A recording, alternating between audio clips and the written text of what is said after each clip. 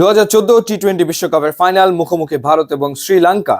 বিরাট কোহলি খেললেন 58 বলে 77 রানের একটা দুর্দান্ত ইনিংস, কিন্তু তিনি দলকে জেতাতে ব্যর্থ হলেন ঠিক 10 বছর পর। 2024 আরো একটা ফাইনাল, সাউথ আফ্রিকার বিপক্ষে খেললো ইন্ডিয়া। বিরাট কোহলি তিনি খেললেন 76 রানের একটা অসাধারণ নক 59 বলে।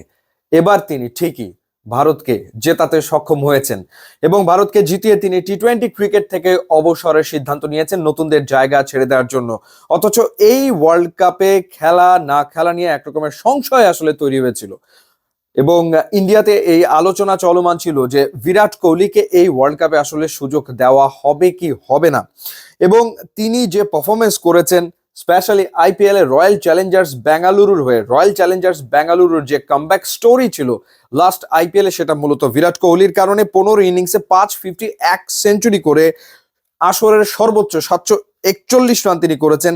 154.69 স্ট্রাইক রেটে গড় ছিল তার 61.50।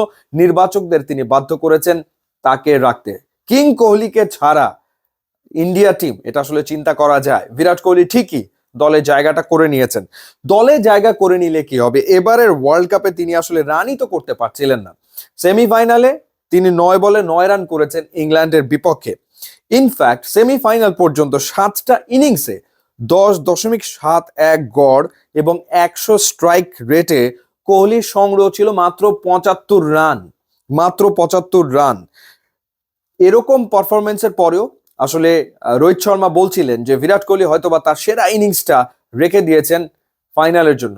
বিগ প্লেয়ার, চ্যাম্পিয়ন প্লেয়ার, তারা তো আসলে বড় মঞ্চেই পারফর্ম করে। সো বিরাট কোহলি বড় মঞ্চেই পারফর্ম আসলে করবেন, সেটাই স্বাভাবিক ঘটনা। করলেনও তিনি এবং ম্যাচ উইনিং একটা নক তিনি আসলে খেলতে সক্ষম হয়েছেন। এবং চ্যাম্পিয়ন প্লেয়ারদের প্রতিনিয়ত আসলে প্রমাণ করতেই হয়, মানে বিরাট কোহলিকেও প্রমাণ করতেই হতো।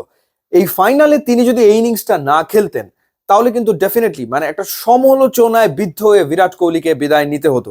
সেটা তিনি করেননি। বীরের বেশে দলকে চ্যাম্পিয়ন করে দুর্দান্ত একটা ইনিংস খেলে তিনি আসলে টি-20 ক্রিকেট থেকে রিটায়ারমেন্টে চলে গেলেন। কিং কোহলি, তার যে পরিসংখ্যান, তার যে স্ট্যাট, সেটা আসলে এক কথায় সত্যিকার অর্থে অবিশ্বাস্য যে স্ট্যাট তিনি রেখে গেলেন। ইনফ্যাক্ট এবারে টি-20 ওয়ার্ল্ড কাপের আগে 25 ইনিংসে 14টাতেই তিনি আসলে 50 স্পর্শ করেছেন টি-20 বিশ্বকাপের ইতিহাসে।